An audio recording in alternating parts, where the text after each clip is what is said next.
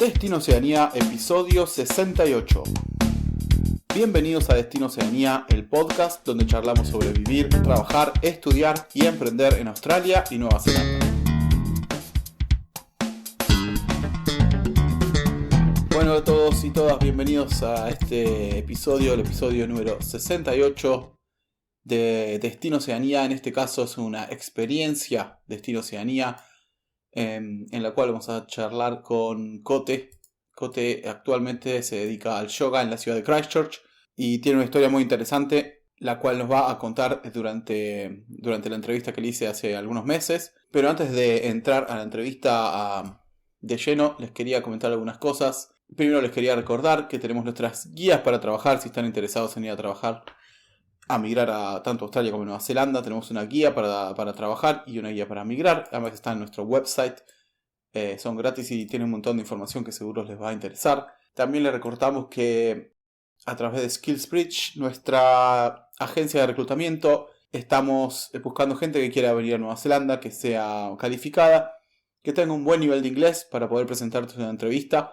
Así que si les interesa pueden entrar a la sección Trabajar en Nueva Zelanda de nuestro sitio y ahí completarlo con sus datos, y si existe alguna posibilidad compatible, alguna posición laboral compatible abierta en Nueva Zelanda, se los vamos a hacer saber y los vamos a poner en contacto con los que la ofrecen. Y simplemente por último recordarles que si tienen algunas dudas de cómo armar el viaje, específicas del plan de viaje, a dónde ir, a dónde quedarse, o quieren preguntar cualquier cosa que crean que podemos aportarle algo útil, pueden contratar una consultoría tanto conmigo para Nueva Zelanda como con Gastón para Australia.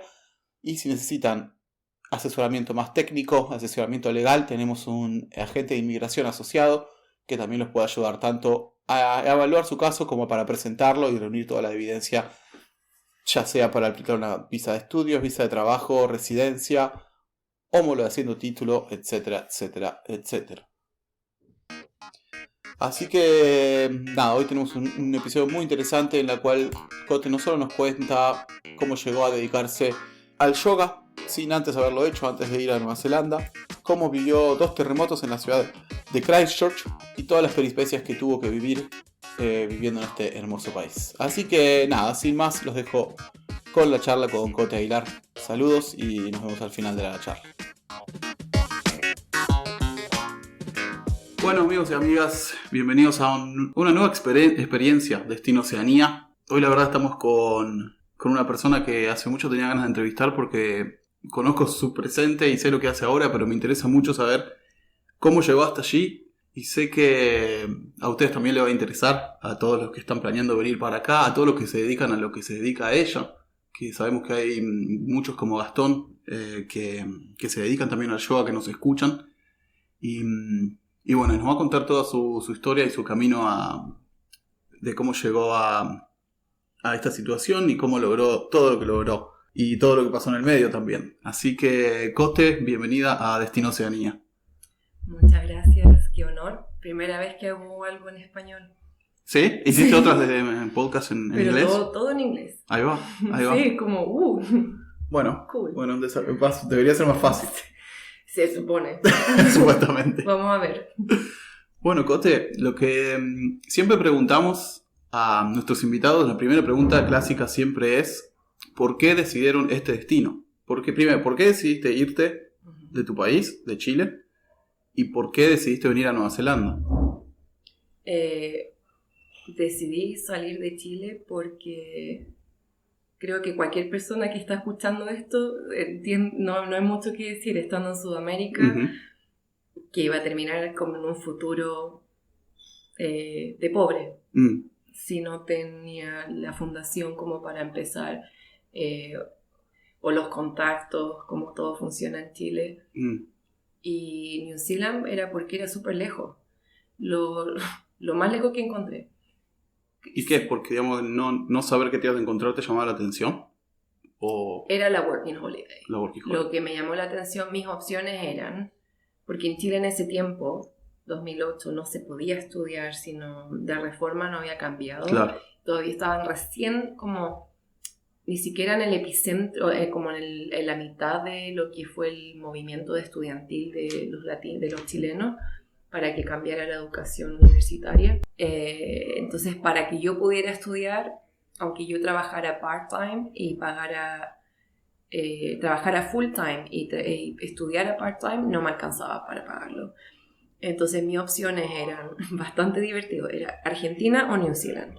Okay. Argentina porque la educación es gratis. Sí. Siendo chilena no necesito más. Si lo necesitaba, nací ahí, entonces podía a lo mejor como reclamarlo. ¿Naciste en Argentina? En Mendoza. Okay. Pero nunca sentí que era algo que necesitaba hacer. Y el Working Holiday me llamaba la atención mucho hablar inglés. Pensé que venía a un país tropical. Nada más lejano. No, en el Pacífico. Igual yo también empecé en el Pacífico y veía las playas. Sí. Y vos veías las playas, viste, la arena blanca. Y pensé que estaba, imagínate mi ignorancia, y pensé que estaba en el norte de Australia. Y digo, qué calor que debe hacer. Sí. O sea, imagínate lo perdido que estaba. No, yo no busqué ningún tipo de información. Lo único que sabía era de los All Blacks, el Haka, era que estaba en el Pacífico, que hablaban inglés. Nadie me dijo que estaba en el Pacífico casi que al lado del Antártica. Del Antártica. Yo juraba el Pacífico, bueno, me traje poleras, solo ropa de verano el primer año, porque también pensé que venía por un año, pero nunca empaqué para el invierno. Era más fácil sacar visa en ese momento, ¿no? La Working Holiday. ¿No? ¿También había competencia? Fue... Si no tenías el internet más rápido, Mirá. Ya era. Perfecto. Entonces, de una, la primera vez que probaste, ya te salió la Working Holiday. Sí, yo estaba esperando para saber mi enfoque. Sí. Yo no quería ir a Argentina solo por el hecho de que no conocía, conocí mucha gente que fueron a estudiar y lo pasaron bien y sentía que el futuro iba a ser lo mismo en verdad. Obviamente con un curso o algo de educación podría haber sido diferente, pero yo quería venirme acá sin saber mucho. Creía que era como, no sé, como el futuro más certero, porque pues, me daba la fundación. Mi intención era cuando aprendí lo que era Working Holiday, mi intención era hacer todas las Working Holidays que había con Chile. Claro. Ese era como mi goal por el que vine acá. Y para las que están escuchando, no se enamoren, no vengan a perder el tiempo. Lo único bueno que salió de eso fue la visa. Claro. Lo que te decía a ti antes de la entrevista, yo no planeaba quedarme, tampoco planeaba conocer a alguien, tampoco entendía con 18 años lo que era una work permit, una residencia. No tenía como ese nivel de educación, yo creo que era ignorante. Creo que tampoco había tanta información disponible en aquel momento. No, la verdad es que no. No, porque yo me acuerdo que obviamente el terremoto cambió todo. Uh-huh. Y yo estuve acá para el terremoto. ¿Vos estabas acá durante el terremoto? Sí. Me perdí el de Chile para sentir el de acá. ¿Te siguió? Sí. Y la ciudad cambió completamente, porque yo creo que más de la mitad de la popularidad se fue. Sí. De la gente, de la población. Y es otro estilo de ciudad, ¿no? Lo que hay ahora. Sí, a lo que había antes. Sí. Tenía más onda, ¿no? Sí, creo que yo viví siempre en el centro y salía a caminar todas las noches y había gente, no sé, los del circo con el fuego, claro. Gente tocando música, gente en la catedral. Está volviendo un poco ahora, ¿viste? Un poco, sí, me gusta eso, pero lo que tú ves acá igual a las 5 de la tarde todo está cerrado. Sí, bueno. El fin de semana o la semana, igual, sí. No solo como bien laid back. Che, a mí me interesa mucho tu experiencia viviendo esos terremotos. Bueno, para los que no escucharon, el 2008 fue el primero, ¿no? Sí. Para los que no saben o no escucharon el programa antes, pues a veces lo nombramos, en Christchurch hubo 2 terremotos muy grandes que hicieron bastante daño, mucho daño. Uh-huh. Uno en el 2008 y el otro en el 2010. No, 2009, tiene que haber sido 2009, a ¿no? los meses. A los meses, sí, 2 años. Sí, hubo 2 muy grandes. y que básicamente destruyeron todo lo que eran los edificios más antiguos de la ciudad, todo lo que era de concreto y bueno... destruyó la ciudad. Destruyó la ciudad, el básicamente. primer terremoto fue igual que en Chile, como a las 3 de la mañana. Entonces, no, la única muerte que hubo, creo que fue un caballero que le dio un ataque al corazón, que creen que fue por el terremoto, pero es como la única muerte que está conectada al terremoto. Pero para el primero. Pero Chile ya tiene edificios sísmicos, ¿no? En Es ese que, entonces ya sí, tenía. pues, Chile, yo debería haber estado en Chile para Claro. el terremoto, porque hubiera estado más segura. Este país no está, Claro. aún no sigue preparado. Siento que fue muy violento el primer terremoto. ¿Dónde estabas vos? Contame Yo estaba en mi cómo fue casa. en Yo tu estaba casa. en mi casa con mi ex. Ya estábamos estúpidamente viviendo juntos. Y él vivía en una casa en el centro muy antigua. Y eran 2 pisos, pero eran como 3 edificios, departamentos pegados. Sí. Y nosotros estábamos en el medio. Y yo me desperté con el ruido, porque sentí que venía un camión, Sí. un tren, algo. Es como gradual, ¿no? Empieza Es despacito que y... el ruido fue como... Y después vino el movimiento. Sí. Y en eso Emilia me había agarrado y me dice, hay que salir, es un terremoto. Y yo como, ¿qué? Me dice, es un terremoto. Y bajamos la escalera. Y eso fue lo que yo creo que a mí me marcó harto. Fue que las escaleras como que me hubieran zamarreado. Como que me tiraba de un lado a otro. Cuando salimos a la calle o a la puerta, eso fue como lo otro que fue como bien freaky, que los pájaros estaban como súper desorientados. Ajá. Y estaban como chocando entre ellos y volando como por todos lados. Mirá. Y yo gritaba, yo sacaba al mundo. Que en Chile nunca viví un terremoto así. Todos los como terremotos, temblores que hubo, fueron muy pequeños.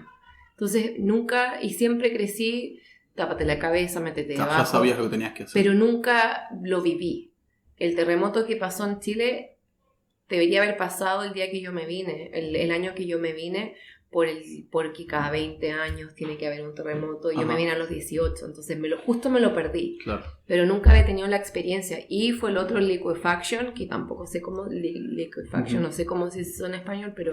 Es cuando se mueven los cimientos, digamos, abajo de la tierra se vuelve muy blando, Y entonces es todos como los cimientos de cemento. las cosas empiezan a... Es como cemento que corre por las calles y como casi que arena movediza que Claro. Y eso fue como lo otro también bien freaky que a mí me asustó mucho. O sea, veías como un... ¿Cómo se llama? Cuando como ese barro que Sí, por la calle, por sí, la calle se sí. veía. Habían las veredas estaban todas quebradas. Yo tengo un álbum de fotos que le mostraba el otro día a alguien y se veía como... Después se rompen los caños, ¿no? Sí, pero eso era como como estamos. Es como que Christchurch está construido encima de un pozo, ¿verdad? Un pantano o algo así. Sí. Un pantano, no pozo. Es como la capa que está encima, que Sí. es como un líquido, en verdad, que parece cemento. Está Eso como no- flotando en barro, digamos, algo Sí, más, eso por no me decirlo de una gustó. manera... Sí. Y pasó que yo lo pasé muy mal y no le digo que no puedo vivir ahí. Entonces nos cambiamos a una casa de un piso, porque yo no podía dormir. O sea, yo sentía que esa casa iba a colapsar en Sí. cualquier momento y colapsó. Ah, sí. Al segundo terremoto, la casa se destruyó. Y para el segundo, yo tenía que ir a inmigración, porque estaba haciendo todos mis papeles. Y me habían regalado, yo conseguido mi gato Cerati, y el Cerati era chiquitito, muy pequeño. Y andaban toda la onda de mi gato, todo Sí. el gato. Entonces, yo quería pasar lo que más pudiera tiempo con el gato, entonces llamo a mi ex y le digo como, mira, no voy a ir a inmigración, me voy a quedar con el Cerati y después voy en la tarde. Alcanzo antes del trabajo y qué sé yo, trabajaba en la tarde en ese momento. Y ahí pasó el terremoto. Y yo hubiera estado en el centro. Y a mí siempre me llama la atención eso. Pero el segundo terremoto destruyó la ciudad entera. ¿Fue más fuerte el segundo que el primero? Según lo que vos sentiste. Puede que sí. Puede, porque sentí como que la tierra se cayó primero. Y después fue el movimiento. No fue tan agresivo, pero siento que fue más largo. Claro. Y más destructivo. También era la mitad del día. Acá la gente va a comer lunch a las 12 Sí. del día al almorzar. Y la ciudad estaba llena de gente. Muchos edificios colapsaron. mucha gente lo perdió todo, y creo que la gente que estuvo aquí para el segundo terremoto a lo mejor entiende un poco. La ciudad estuvo destruida por casi 10 años, ¿verdad? Sí. Que 2 o 3 años que no podíamos entrar al centro. Sí, ¿te acordás? Estaba todo vallado. Horrible, ¿Te acordás que se veía un teatro todo derruido? Veías toda la parte de adentro de los asientos. Y eso creo que a mí me causó, creo que regionalmente y en el tema, en lo que es la ciudad acá, afectó mucho a la gente. Los adolescentes de ahora son todos niños terremotos, o sea, crecieron sin tener a dónde ir, sin haber actividades, sin tener actividad cultural, lo único que veíamos, nocturna, ¿sí? No hay nada, sí. Lo y único se nota que veíamos, la cultura, digamos, la forma de ser y ahora yo creo que ahora recién está floreciendo, y sí, muchos proyectos nacieron y muchas cosas buenas pasaron, pero vivimos mirando la destrucción, porque ni siquiera fue que se limpió todo y dijeron como que vamos a limpiar todo lo que se cayó y después uno por uno vamos demoliendo. No, lo dejaron ahí, como a la vista, como en display. Eso no lo había tenido en cuenta. Yo lo odiaba manejar por la ciudad. Sí, era deprimente, ¿te acordás? Es que era eso, todo era oscuro, se sentía oscuro. Sí, como una ciudad de posguerra era. Sí, parecía eso. Yo creo que, y porque también estoy acostumbrada a que lo que he visto desde Chile, desde acá, de que estoy acá, de que en Chile reparan de una. Se demoran, que 2 meses, una semana. Más experiencia capaz, ¿no? Puede ser. Y aparte igual se cayó todo. Entonces no había mucho más. ¿Y vos qué estabas haciendo en ese momento? ¿Qué trabajabas? ¿Qué hacías acá? Mi primer trabajo fue en un restaurante italiano, el Tutto Bene. Ah, sí. Que voy una vez al año como para celebrar que fue mi primer como trabajo en este país. Yo también empecé, mi primer trabajo fue un restaurante italiano. Sí. Pane e Vino se llamaba. ¿Cómo se llama? Pane e Vino. ¿Dónde está? En Oakland. Ah, en Oakland. En Oakland, okay. En Ponsonby. Y era porque el dueño o el manager tenía padres chilenos, pero él era nacido acá.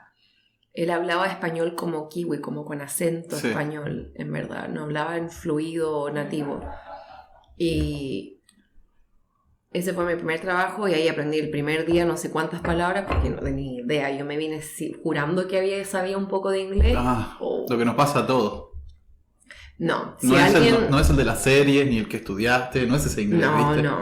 Y ni siquiera el de la serie. La gente, que uno cree que lo entiende, pero no es cuando uno llega acá es empezar de cero, en verdad. Sí, pero ¿no te parece que trabajar en hospitality es una buena manera de empezar a aprender? Absolutamente. Totalmente, a mí me pasó eso. Porque conocí gente de mi edad también, porque yo tenía 18 cuando me vine, y conocí gente de otros países que andaban en la misma Working Holiday.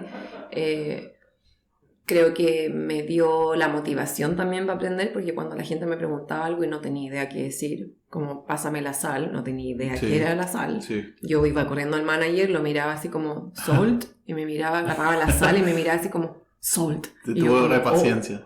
Sí, pero fue bien firme conmigo, y yo agradezco mucho eso, porque si hubiera sido como más, no te preocupes, no hubiera aprendido nada. No aprendes nada.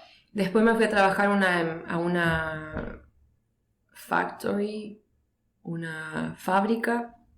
Me fui a trabajar en una fábrica, y en esa fábrica era la lavandería del gobierno.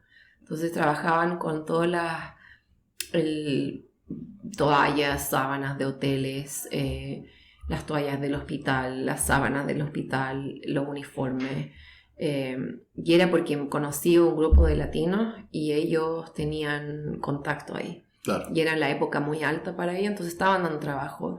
Yo tenía trabajo asegurado por 3 meses, porque con la Working Holiday, no sé cómo es ahora, pero cada 3 meses tenías que cambiar de empleador. Igualmente yo cuando estuve no le di bola a eso.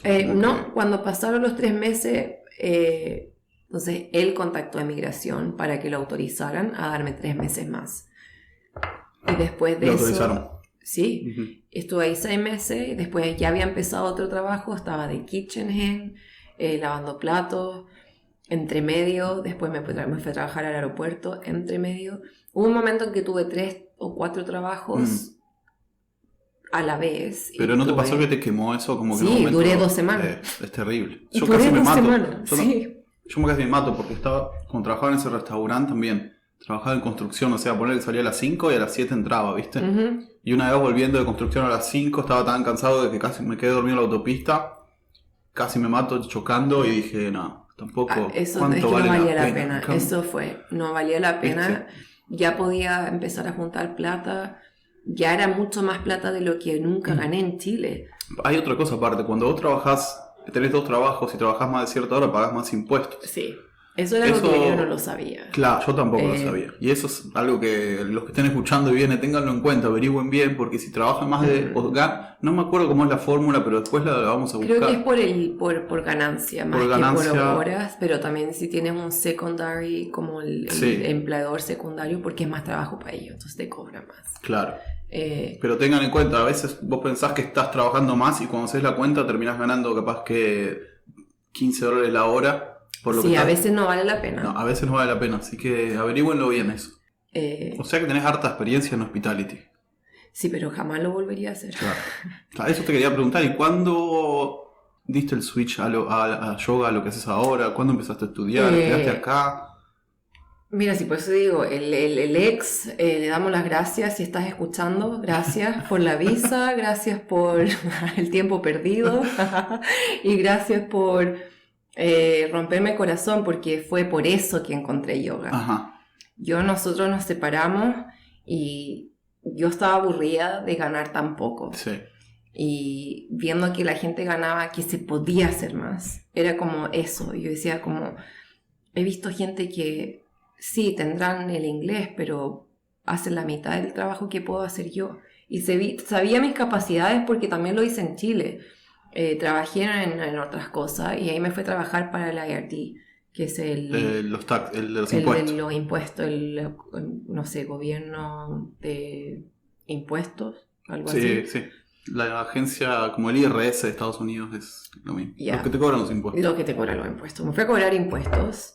Y ese fue un salto gigante de hospo a una oficina. Y obviamente se reflejó en mi pago, pero obviamente siendo trabajador o empleador del gobierno es un trabajo no muy llenador. Sí, sabes que conozco a otra gente que trabajó y como que le pasaban re mal ahí. Es que cualquier agencia del gobierno... no es lo mismo que trabajar en una oficina de un seguro, qué sé yo, o de una... Porque tienen sus mañas la gente, y creo que tienen sus... Hay mucha gente vieja que está ahí hace 1000 años, claro. Hay gente que su primer trabajo en la vida fue en el IRD. Y único. Y se van a jubilar ahí. Sí. Yo estuve ahí cuando hubo una señora que se jubiló y su primer trabajo, ella empezó a trabajar para el IRD a los 19 años. Pero... Sí, hay otra cosa con esa gente que tienen mucho miedo a que la gente joven les saque su posición. Entonces se vuelven muy hostiles con los nuevos, ¿viste? Para mí el bullying... Sí. Pero el bullying que yo sentí fue racismo, absolutamente, porque es la típica situación donde la gente tiene un poco de poder y lo usan. Entonces nos faltó el comentario. Aparte que yo trabajé... lo hice muy bien en el IRT porque escribo muy rápido. Uh-huh. Todos trataban de entender por qué, pero mis dedos son pero así muy rápidos. Uh-huh. Y cuando la gente se demoraba, no sé, teníamos que revisar casos. Yo era case manager. Entonces teníamos que revisar casos. Me demoraba, ¿qué? 10 minutos. Ok, la señora que se jubiló se demoraba, hacía 8 casos al día. 12 en un día bueno. Y yo hacía 30. Claro. Entonces empezó a notar mucho la diferencia. Claro. Entonces me empezó el líder del grupo, me empezó a dar más trabajo, me empezó a dar otras oportunidades. Y ahí fue cuando yo empecé a notar lo que le llaman acá el Tall Poppy Syndrome. Sí. Contá un poco más o menos de qué se trata, porque es algo muy común. El Tall Poppy Syndrome yo creo que es común en todo el mundo. Es cuando el sabotaje, es cuando la envidia, uh-huh. Es cuando alguien la persona no va a hacer nada por cambiar su vida o por mejorarla, pero tampoco quiere que tú lo hagas. Total. Es eso, no es que tú estés haciendo algo que ellos no puedan hacer. Todas las personas, todas tienen la capacidad, pero es el hecho de que tú lo hiciste. Sí. Y les recuerdas a la persona que están estancados, que no están proyectando o trabajando. Yo siempre he sido muy como al buen latino para raja. Y yo no tengo problema en tener conflicto, no siento que sea una persona conflictiva, pero no me molesta defenderme. No, al contrario, no me voy a aguantar y siempre me defendí. Y creo que también los kiwis están acostumbrados a que la gente sea muy sumisa. Total. Acá el kiwi es muy, muy polite. O sea, yo creo que más no esperan tampoco de un inmigrante que responda. No, nunca. No. Pero ¿por qué no? Pago mis taxes. Tengo el mismo derecho que todos. Exactamente, y estoy trabajando 30 veces más que tú, o sea, legalmente, la diferencia... no estoy haciendo nada ilegal, o sea... Y la gente creo que mucho peor fue conmigo cuando estuve en el IRD, porque cuando también te metiste a algo que es recontra kiwi, ¿viste? No, puros kiwi o inmigrantes de que casi nacieron acá, primera generación de inmigrantes. Entonces, son igual hablantes nativos. No me llenaba y tenía que 23 años y necesitaba encontrar algo, o 22 años, y necesitaba encontrar algo que me llenara en mi propósito de persona, de vida. Sí. Y ahí fue cuando mi amiga ya me dice como que ella aún está acá, chileno también, me dice, vamos a una clase de yoga. Y luego encontré la idea más ridícula que pudo haber. Digo, no, ¿cómo se te ocurre? Y me dice, ya, ¿para qué? Vamos. Y fuimos y nunca más dejé de ir a yoga. Ese mismo día, durante la clase, me dije a mí misma, odio yoga, pero voy a hacer yoga. Uh-huh. Voy a ser profesora de yoga, pero odio yoga. Pero amo yoga, pero odio yoga. ¿Pero por qué odiabas? Porque te aburría. No, es porque te enfrenta a ti mismo, no hay dónde escaparse. En tu mente decís. Sí, y físicamente también, porque el tipo de yoga que yo estaba haciendo era el Bikram, para los que saben de yoga o hacen un poco, el Bikram son 26 poses, siempre lo mismo, y estás enfrente de espejos gigantes, una muralla de espejo al frente y una muralla al lado. Entonces, y la profesora te dice over and over, mírate a los ojos, mira tus ojos, mira tus ojos. Y lo único que hacemos como seres humanos es tratar de evitarnos, de llenar lo que tenemos, las respuestas las tenemos nosotros, pero tratamos de llenar esos vacíos con cosas exteriores. Quizás. Sí, no sabemos lo que se siente relajar los brazos, no sabemos lo que se siente tu rodilla, ¿no? Entonces, esa realización fue como muy confrontante porque nunca nadie me había hecho sentir tan presente, tan en mi cuerpo y en mi mente como tan clara. O sea, escuché todo con claridad, el tipo de pensamientos que tenía y nunca había tenido la experiencia o alguien que me mostrara cómo entrar a mi mente, uh-huh. you know? Sí. Entonces creo que eso fue lo que me llamó más la atención y obviamente cómo me sentí después. ¿Cómo te sentiste? Después de la clase. ¿Desde la primera clase sentiste? El otro día fue el mejor sueño que he tenido, la mejor noche que he pasado. En mi cuerpo me sentí, o sea, sin dolores, porque tenía muchos dolores físicos. Mi espalda ya no me duele, mi espalda completamente cambió. Sí. Y fue eso también, fue el hecho de que me sentí como que me encontré a mí misma. Cuando estaban en mi mat. Y esto me ayudó mucho con mi separación. Uh-huh. La gente venía no sé, yo crecí con un pensamiento de, bueno, tengo que encontrar al marido, al padre de mis hijos, al abuelo de mis nietos. Y juntar la plata para la casa y trabajar por el resto de mi vida para pagar mi casa. Y eso se destruyó. Pero también eso me mostró que wait a minute, como que eso no es el plan más inteligente de la existencia. Quizás o sea, el plan de que otros ponen, pero, o que tu cultura sí, pone. Pero no a los 22 años. Claro. Entonces creo que New Zealand también me mostró como eso, las posibilidades, las oportunidades. Y seguí haciendo yoga y seguí trabajando en el IRD. Y mientras más hacía yoga, como que más empecé a notar que empezó a sanar mi salud mental. Ahí siempre como alumna lo hacías vos, ¿no? Sí. ¿O ya empezaste como No, empecé primero empecé, yo creo que estuve como 1 año o 2 años en donde solo lo hice como estudiante. Y lo tuve en mi cabeza por 2 años donde no estaba segura si era era lo suficientemente buena para hacerlo, porque pensaba mis excusas eran: inglés no es mi primera lengua, no soy tan flexible, Claro. ¿Quién soy yo para ser profesora de yoga? Y después conocí a una amiga que fue mi profesora y me dice como, por todos esos motivos por el cual lo tenéis que hacer. Total. Enfrentarlo, ¿no? Eso de esas cosas Y pasó que, esto es como muy historia al costado, pero pasó que casi me ahogo en la playa en Taylor's Mistake. Éramos 28 personas, Sí. hubo ambulancia, un drama. ¿28 casi se ahogan o 28? Sí, 28 rescatados. ¿Qué pasó? Nos pilló no sé cómo ¿Un se remolino o llama, algo así? un remolino bajo el ¿Cómo se agua, llama? Sí, no sé cómo se llama. una ola agresiva, no sé. Una ola mala, malísima. Sí. Una ola muy, muy mala onda. Sí. Ahí yo me rendí, en verdad, como que yo permití que el agua me llevara y dije, bueno, la vida que tuve corta, pero bueno, será. Y ahí me agarró mi rescatante, se llama Michael, lo voy a ver todos los años también, porque, o sea, ¿cómo le pago el haberme salvado la vida?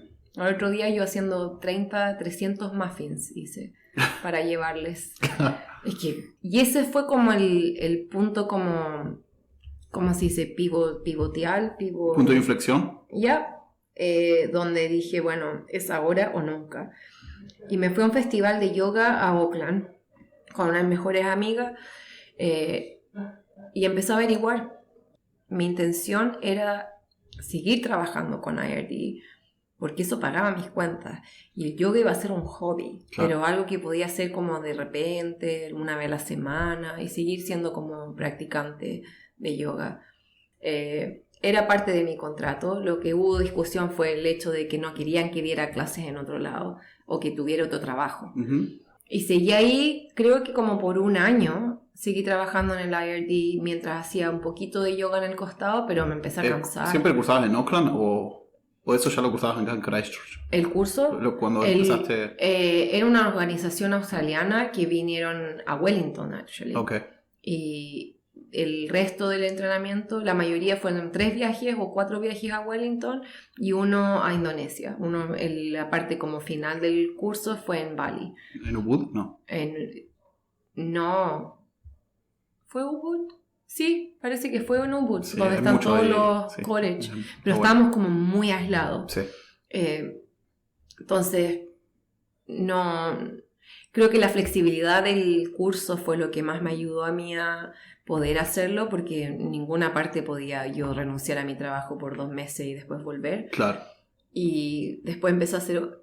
Después pasó que tuve una situación muy incómoda en el IRD, en una llamada de un cliente que me dejó como muy mal. Y yo decía, ¿cómo puedo ir a hacer clases de yoga?